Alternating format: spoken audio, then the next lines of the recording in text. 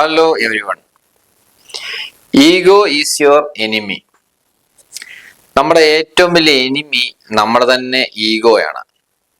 അപ്പൊ ഈഗോയെ നമുക്ക് കൺട്രോൾ ചെയ്യാൻ സാധിക്കണം. അപ്പം പലരുടെയും വിചാരം കുറച്ച് ഈഗോ വേണം, അതാവശ്യമാണ്, അങ്ങനെയുള്ള പല കാര്യങ്ങളും പല രീതിയിലുള്ള ചിന്തിക്കുന്നുണ്ട്.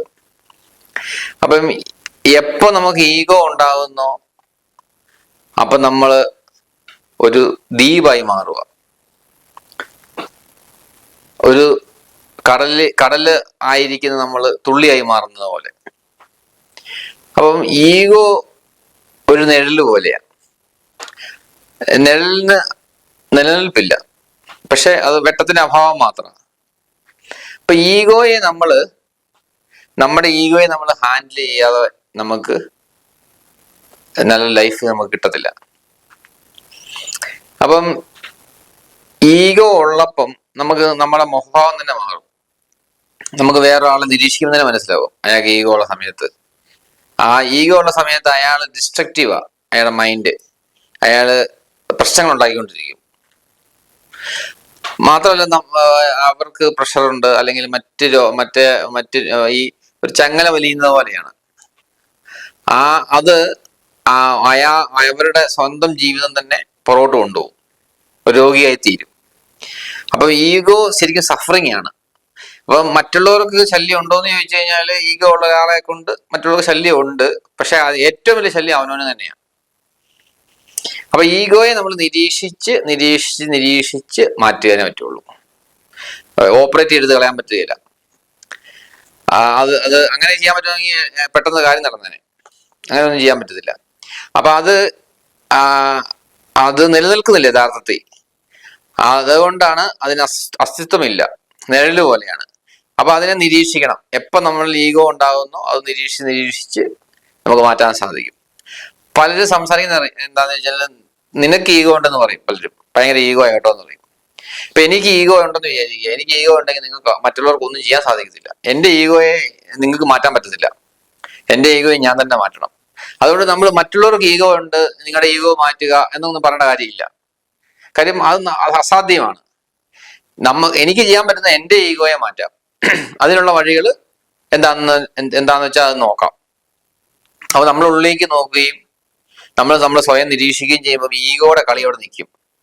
ആ നിരീക്ഷകൻ ഉണരണം. നിരീക്ഷകൻ ഉണർന്നു കഴിയുമ്പോഴത്തേക്കും ഈഗോയ്ക്ക് കളിക്കാൻ പറ്റില്ല. കാര്യം എപ്പോ ഈഗോ പൊങ്ങുന്നോ അപ്പൊ നമുക്ക് മനസ്സിലാവും ആദ്യം. അങ്ങനെ മനസ്സിലാക്കി കഴിയുമ്പോഴത്തേക്കും ആ ഈഗോ അപ്രത്യക്ഷമായിക്കോളും. അപ്പൊ നിങ്ങൾ ഇത് ചെയ്തില്ലെങ്കിൽ നിങ്ങളുടെ ജീവിതത്തിൽ വലിയ ദുരന്തം ഉണ്ടാവും. കാരണം വെച്ചാൽ നിങ്ങളുടെ ഹെൽത്തും പോവും, നിങ്ങളുടെ വെൽത്തും പോവും, നിങ്ങളുടെ മനസമാധാനവും പോവും, എല്ലാം പ്രശ്നമാവുകയുള്ളൂ. അപ്പൊ ഈഗോ ഇല്ലാത്ത ഒരു മനുഷ്യൻ, ആ വ്യക്തിയെ അയാളുടെ ലൈഫ് ഏറ്റവും നല്ല രീതിയിൽ ജീവിക്കും.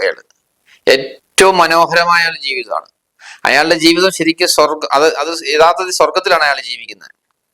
മറ്റത് നരകം സൃഷ്ടിച്ചുകൊണ്ടിരിക്കുക. അപ്പൊ ഈഗോ കുറച്ച് വേണം, ഇങ്ങനെയൊക്കെ ഉള്ള നല്ലതാണ്, ഇങ്ങനെ കുറെ കാര്യങ്ങൾ നമ്മൾ നിത്യവും കേൾക്കുന്നതാണ്. അപ്പം ഇത് അതിനെ കുറിച്ച് അറിയാത്തവർ പറയുന്നതാണ്.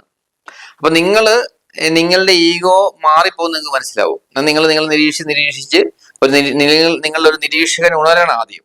ആ ഉണർന്ന് എപ്പോഴെല്ലാം ഈഗോ ഉണ്ടോ അതെല്ലാം നോക്കി കുറച്ച് കഴിയുമ്പോഴത്തേക്കും ഈഗോ ഇല്ലാത്ത ഒരു മനുഷ്യനായി മാറും. അപ്പൊ നമ്മള് വളരെ റിലാക്സ്ഡ് ആയിരിക്കും, നമ്മുടെ ഈ നിമിഷത്തിലായിരിക്കും ജീവിക്കുന്നത്. അപ്പം നമ്മൾ പിന്നെ ഇത് മനസ്സിലാക്കി കഴിഞ്ഞാൽ വേറെ ആളോട് പറയത്തുമില്ല നിങ്ങൾക്ക് ഈഗോ ഉണ്ടെന്നോ അങ്ങനെയൊന്നും പറയത്തില്ല നമ്മൾ. കാര്യം അയാളുടെ ഈഗോ നമുക്ക് മാറ്റാൻ പറ്റത്തില്ല. നമുക്ക് ആകപ്പാടെ ചെയ്യാൻ പറ്റുന്നത് നമ്മുടെ ഈഗോയെ മാറ്റാനേ പറ്റുള്ളൂ. അത് ഒബ്സർവ് ചെയ്ത് മാറ്റാനേ പറ്റുള്ളൂ. അത് ഒരു ദിവസം നടക്കുന്ന കാര്യമില്ല. പ്രാക്ടീസ് ചെയ്യണം. പ്രാക്ടീസ് ചെയ്ത് നിങ്ങൾക്ക് നിങ്ങളുടെ ഈഗോയെ കുറച്ച് കൊണ്ടുവരാൻ പറ്റും. അങ്ങനെ അവസാനം ഇല്ലാതാക്കാൻ പറ്റും. അപ്പൊ ഞാൻ ഈ പറഞ്ഞ കാര്യങ്ങൾ പ്രാക്ടീസ് ചെയ്തുകൊണ്ടിരിക്കുക. ഞാൻ പറഞ്ഞ കാര്യങ്ങൾ നിങ്ങൾ വിശ്വസിക്കണ്ട. അല്ലാതെ തന്നെ നിങ്ങളുടെ ജീവിതത്തിൽ അപ്ലൈ ചെയ്യുക.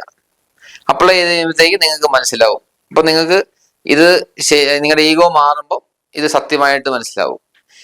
അപ്പൊ നിങ്ങളുടെ ജീവിതത്തിൽ മാറ്റങ്ങൾ സംഭവിക്കുന്നത് നിങ്ങൾക്ക് അനുഭവിക്കാൻ സാധിക്കും. എൻ്റെ വാക്ക് വിശ്വസിച്ചിട്ടല്ല. അപ്പൊ അങ്ങനെ നിങ്ങളുടെ ലൈഫ് മാറ്റുക. നിങ്ങളുടെ എൻ്റെ വീഡിയോസ് കാണുക. പലതിനകത്തും ഇങ്ങനെയുള്ള കാര്യങ്ങളാണ് വരുന്നത്. പ്രസന്റ് മൂമെന്റിൽ എങ്ങനെ ജീവിക്കണം, അങ്ങനെയുള്ള കാര്യങ്ങളെല്ലാം വരുന്നുണ്ട്. അപ്പൊ നിങ്ങൾ ഓരോ വീഡിയോ കാണുന്തോറും നിങ്ങൾക്ക് മെച്ചപ്പെട്ടുകൊണ്ടിരിക്കും. അപ്പൊ നിങ്ങളുടെ ലൈഫിനകത്ത് മാറ്റങ്ങൾ സംഭവിച്ചുകൊണ്ടിരിക്കും. ഇപ്പൊ കൂടുതൽ വീഡിയോസ് നിങ്ങൾക്ക് സംശയങ്ങളുള്ളതും അല്ലെങ്കിൽ നിങ്ങൾക്ക് ഒരു ക്ലാരിറ്റി വേണ്ട സബ്ജക്റ്റ് വീണ്ടും വീണ്ടും കാണുക, ഇത് നിങ്ങൾ അപ്ലൈ ചെയ്ത് നോക്കുക. അപ്പം ഇതൊരു അപ്ലൈ ചെയ്യേണ്ട ഒരു സയൻസ് ആണ്. അപ്പം കൂടുതൽ നിങ്ങൾക്ക് അതിനകത്ത് ആഴത്തിൽ മനസ്സിലാക്കിക്കൊണ്ടിരിക്കും. ഓക്കെ.